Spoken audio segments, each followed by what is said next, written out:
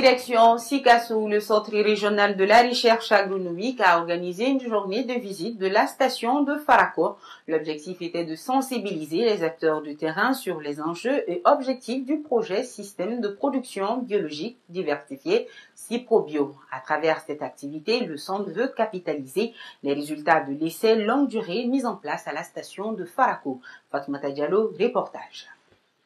En organisant cette journée porte ouverte sur la sous-station de recherche site de Farako, le Centre régional de la recherche agronomique de Sikasso vise d'une part une meilleure information et sensibilisation des acteurs et autres partenaires sur les objectifs, enjeux et activités du projet, amélioration des revenus et de la sécurité alimentaire des producteurs à travers des systèmes de production biologique diversifiés CIPROBIO. Et d'autre part, démontrer aux producteurs l'essai de longue durée mis en place dans la localité. Il s'agit notamment de coton bio et de coton conventionnel, d'arachide, de sésame et d'hibiscus. La production conventionnelle et la production biologique, nous l'avons mis ensemble tout simplement pour étudier également aussi quel est leur impact sur la gestion de la fertilité du sol. Et pour être à mesure de pouvoir convaincre nos partenaires, les producteurs, de ce qu'ils gagnent en conventionnel et en production biologique, il faudrait confronter également aussi les aspects de santé, les aspects de protection de l'environnement, mais également aussi sur la productivité et la durabilité du système.